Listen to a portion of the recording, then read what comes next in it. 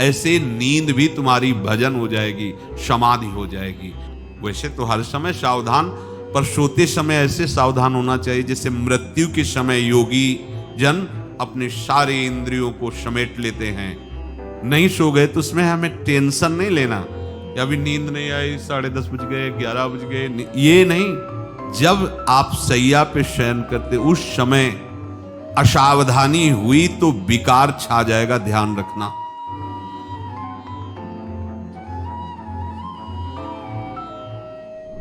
जिन्होंने एक व्रत ले रखा है, श्री कृष्ण भजन, श्यामा श्याम श्याम, ऐसे नींद भी तुम्हारी भजन हो जाएगी, समाधि हो जाएगी। एक व्रत की चर्चा कर रहे हैं भीष्म जी अंतिम समय। कौन सा व्रत? कृष्ण व्रताः, अखंड भजन। आप कुछ भी जीवन में हो जाए, अपने प्रभु का नाम नहीं छूटने देंगे, कुछ भी हो जाए। कमर कशो, सामर्थ्य है आप में। प्रभु ने आपको आध्यात्मिक शक्ति से युक्त मनुष्य शरीर दिया है। ये साधन धाम मोक्ष कर द्वारा पाई न जे परलोक सम्हारा, मिला ही है। इसीलिए ये जो बातें बनाते हैं ना, हमसे भजन नहीं, भजन में मन नहीं लगता, ऐसा वैसा, ये आप भोगों में सुख मानकर, स्नेह संबंधियों में सुख मानकर ऐसा बोल रहे हो। आप में पूरी सामर्थ्य है भगवत प्राप्ति करने के लिए। चाहे जो जहां भी जन्मा हो, मनुष्य शरीर पूर्ण भगवत प्राप्ति के लिए युक्त है, उसमें कोई कमी नहीं है। सब में भगवान ने वो ज्ञान शक्ति दी है। वो ज्ञान शक्ति भोगों के कारण आपकी ढक गई है। आपने अपने अध्यात्म शक्ति को जागृत न करके भोगों में रत होने के कारण वो सुषुप्त पड़ी है। आप सुप्त शक्ति को जागृत कीजिए। आप ही बड़े बड़े ब्रह्म ऋषियों को जो प्राप्त हुआ है वो प्राप्त कर सकते हैं। आप ऐसा नहीं, जब जगे तब सवेरा। देखो बड़े बड़े नीच कर्म करने वाले भी जब भगवान की शरण में होकर भजन किए तो महात्मा बन गए। तो थी ना उनमें ऊर्जा शक्ति। आप अपनी सुप्त शक्ति को जागृत कीजिए। क्या? कृष्ण व्रताः।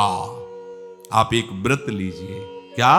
कि मैं निरंतर श्री कृष्ण का भजन करूंगा। ये निरंतर शब्द बहुत प्यारा है। ये जो कुछ माला जप करके छूट देने वाली बात है, ये तो विषयी पुरुषों को भजन में लगाने के लिए है। लेकिन भगवत आनंद में डूबने के लिए, आवागमन से मुक्त होकर प्रेम धाम में वास करने के लिए निरंतर शब्द का प्रयोग है। वृंदावन बस कई तनो बड़ो शयान, जुगल चरण के भजन बिन निमिष, निमिष कहते पलक झपकने को, निमिष न दीजय जान। कृष्ण मनुस्मरंतो, निरंतर श्री कृष्ण का स्मरण करो। अब सावधानी की बात करें। रात्रौच कृष्णम पुनरुत्थिताय, बहुत महिमाशाली बातें भीष्म जी वर्णन कर रहे हैं। रात में सोते समय बहुत सावधान हो जाना चाहिए उपासक को। वैसे तो हर समय सावधान, पर सोते समय ऐसे सावधान होना चाहिए जैसे मृत्यु के समय योगी जन अपने सारे इंद्रियों को समेट लेते हैं और अपने स्वरूप में, अपने प्रीतम के स्वरूप में लगा देते हैं। तुम रोज शयन के समय ऐसा अनुभव करो, मैं नींद में जा रहा हूं या मृत्यु में जा रहा हूं, इसमें कोई फर्क नहीं पड़ता। पता नहीं आंख खुले कि ना खुले। कितने ऐसे हैं कि सोते ही रह गए। आप अब बेहोशी की हालत में जा रहे हैं, नींद में जा रहे हैं, तो एक समय रखो कि आप अपनी शैया पर इतने समय ही जाएंगे। एक नियत समय रखो। हमने देखा है साधुकों का एक समय होता है कि 10 बजे हमें लेट जाना है, सोना नहीं, लेट जाना है और लेटे हुए भगवत चिंतन करना। आप जब सो गए तो सो गए, नहीं सो गए तो उसमें हमें टेंशन नहीं लेना कि अभी नींद नहीं आई, 10:30 बज गए, 11 बज गए, ये नहीं। आंख मूंदी, मंत्राकार वृत्ति, तो बिना नींद की गोली के सो जाओगे। यह है ऐसा। भजन में मन लगाओ, सो जाओगे। जिनको नींद ना आती हो उनके लिए सही दवा है, आप नींद का चिंतन न करके प्रभु का चिंतन करने लगो। देख लेना आप कब सो गए पता नहीं चले। और अगर सौभाग्य से नींद ना आई तो नींद में जो इंद्रियों को पुष्टता मिलती है वो होता है संसार का विस्मरण। नींद में खास बात क्या होती है कि संसार का चिंतन छूट जाता है, फिर वो मस्त हो जाता है। उसमें जो ऊर्जा शक्ति वो जागृत होती। संसार के चिंतन से ऊर्जा शक्ति नष्ट होती, तो 4 घंटे 5 घंटे संसार के चिंतन से रहित पड़ा रहा सुषुप्ति में, तो उसे ऊर्जा शक्ति फिर आ गई। और अगर 4-5 घंटे आप प्रभु के चिंतन में रहे, तो संसार का चिंतन छूटा, आनंद सिंधु का चिंतन हुआ, तो ये नहीं होगा कि आज रात्रि सोया नहीं तो बहुत टेंशन है, परेशानी, ऐसा नहीं होगा। ये बहुत सावधानी की बात, प्रायः इस सावधानी में नहीं रहा जाता। बचपन से सदगुरुदेव भगवान ने यही शिक्षा दी थी, गुरु कृपा से ऐसे उपदेश मिले थे। सोते समय कोई वार्ता नहीं, कोई अन्य चिंतन नहीं, चुपचाप अपने मन को हटाकर केवल इष्टमय करो। कब नींद आ जाती है इसकी चिंता मत करो, इष्टाकार वृत्ति करके ही सोना चाहिए। तो आगे जो लिखा है पुनरुत्थिताय, जब उठो तब वैसी वृत्ति, तो कुछ दिन बाद स्वाभाविक हो जाएगी, स्वाभाविक हो। अपने तो इतना तक देखा है कि जैसे आधा पद में होश रहा और निद्रा आ गई, तो जब चेतना आई तो उसी पंक्ति से, जहां से होश गायब हुआ था, उसी पंक्ति से जागरण प्रारंभ हुआ। ऐसा ही जब ऑपरेशन के समय बेहोश किया गया था, तो उनसे कहा था हमें बता देना कुछ मिनट पे, तो उनका हाँ लगाने वाले इंजेक्शन और कुछ ही सेकंड में इसका असर होना, बस। तो जो पद चलाया था, जब होश आया था तो वही पद चल रहा था, मतलब बेहोशी में वो पद अपना अधिकार किए हुए था। ऐसे नींद भी तुम्हारी भजन हो जाएगी, समाधि हो जाएगी, यदि आप सोते समय प्रभु का चिंतन करेंगे। बहुत ही सावधानी की बात है। यदि इस जन्म में परम लाभ लेना चाहते हो तो इस श्लोक को अपना जीवन बनाओ। कृष्णव्रताः,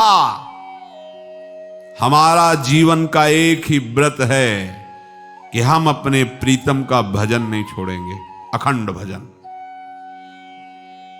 हमें ये नहीं देखना कि उपांशु मानसी को इसमें कितने गुना, हमें गुना बना नहीं देखना। हमें अपने प्रभु को बोलना नहीं। भजन में मन नहीं लग रहा, पद गा रहे हैं, जोर जोर से चिल्ला रहे हैं, नाम कीर्तन, हमें अपने प्रभु से जुड़े रहना है। कृष्ण व्रताः, कृष्ण मनुस्मरन्तो, हमारा निरंतर स्मरण चले, बस ये प्रयास रखना है। जब निरंतर स्मरण की बात कह दी तो फिर आगे कुछ कहना नहीं चाहिए, पर खास बात इसीलिए कहा जाता है कि आप समझ जाओ। रात्रौच, जब कोई भी ब्रह्मचारी, कोई भी उपासक, कोई भी बैरागी त्यागी महात्मा सोते समय सावधान हो गया तो उसकी रात्रि बहुत गलत जाएगी। खास जब आप सैया पे शयन करते उस समय असावधानी हुई तो विकार छा जाएगा, ध्यान रखना। आपका चिंतन गलत हो जाएगा, आपकी चेष्टा गलत हो जाएगी, जागृत में ना सही तो स्वप्न में।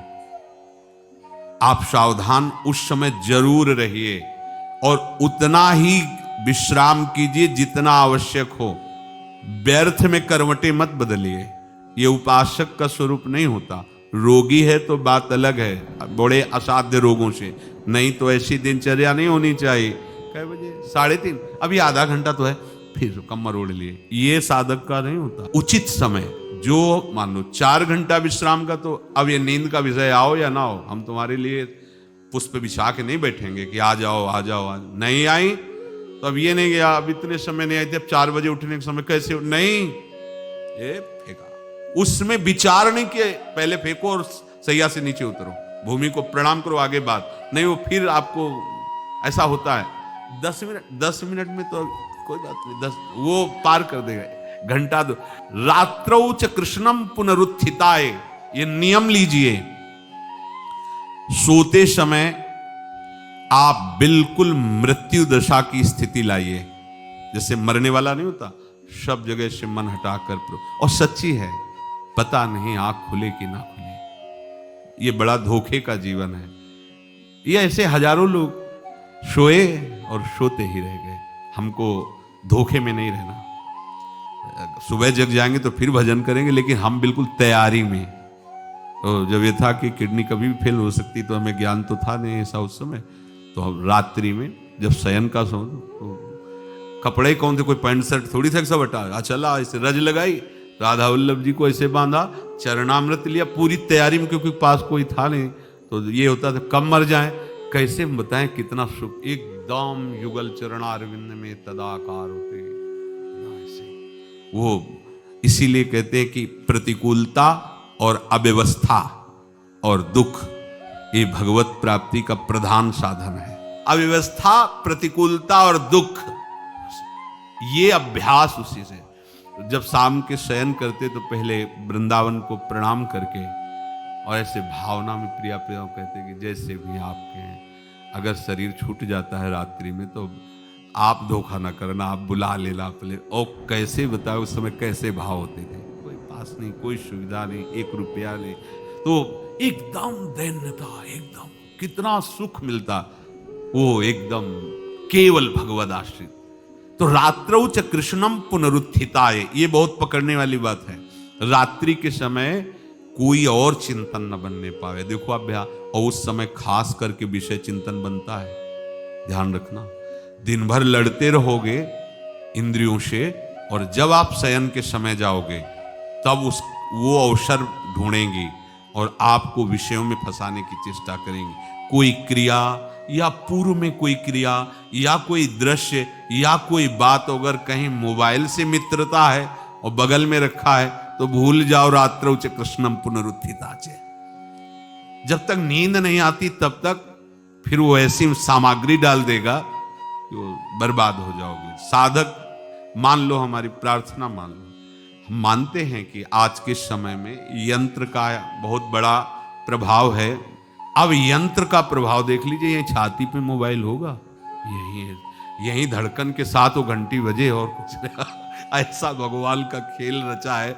और इसमें सबसे खतरनाक बात है कि आप जो चाहो देख सकते हो, जहां चाहो, जैसे विश्व की पूरी बात, पूरा विश्वात्मा है, ये विश्वात्मा स्वरूप है, सर्च करो देख। अब अगर साधक सावधान नहीं है तो समाज में तो ऐसे कट गया। अब एकांत में जब शयन के समय गया, उस समय मन आपको फंसाने की चेष्टा। प्रार्थना है, अगर आपके पास मोबाइल हो तो एक उसका समय रखो।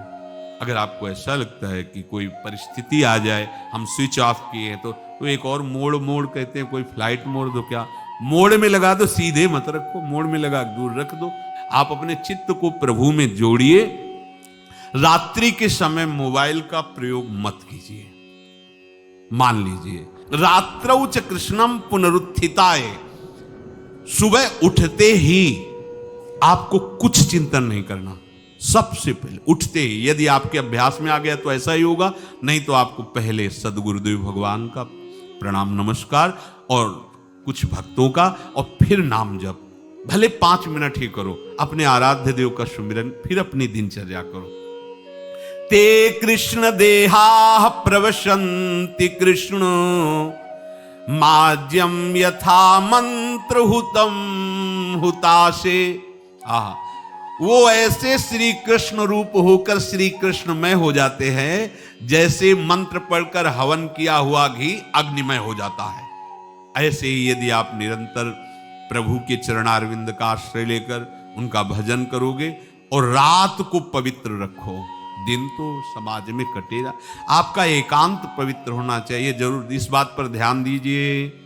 आपका एकांत पवित्र होना चाहिए। एकांत में मन अधकचरे साधकों पर शासन करके उनको भ्रष्ट करने की पूरी ताकत लगाता है। आप मन को सहयोग मत कीजिए, मन को डराइए, ऐसे कोई आचरण मत कीजिए, नहीं तो क्या होगा, ये सब ऐसे ही लगेगा, फिर वो आनंद नहीं। जब तक भगवदा आनंद नहीं, निज सुख बिन मन होई की थीरा, अगर आपको हृदय में भगवदा आनंद नहीं मिला ना, तो ये सब बातें केवल रह जाएंगी, होंगे बुरे आचरण ही, आचरण आपके बुरे ही होंगे, देख लेना। इसलिए सावधान। सुबह उठते समय ये आप नित्य अभ्यास कीजिए।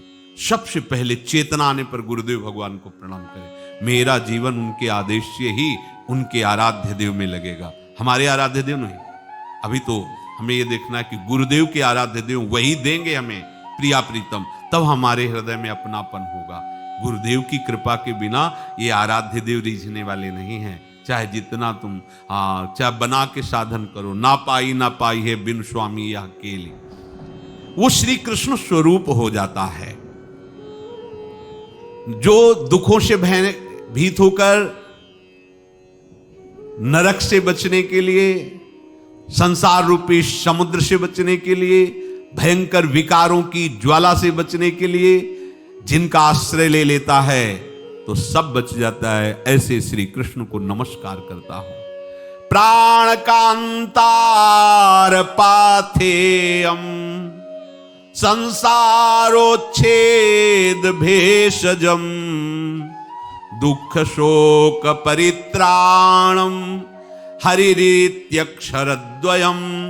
हरि, ये दो अक्षर दुर्गम पथ में संकट के समान, प्राणों के लिए राह खर्च के समान, अर्थात संसार की राह में चलते हुए भी आपको कभी दुख नहीं भोगना पड़ेगा यदि आप हरि हरि हरि ऐसा उच्चारण करोगे।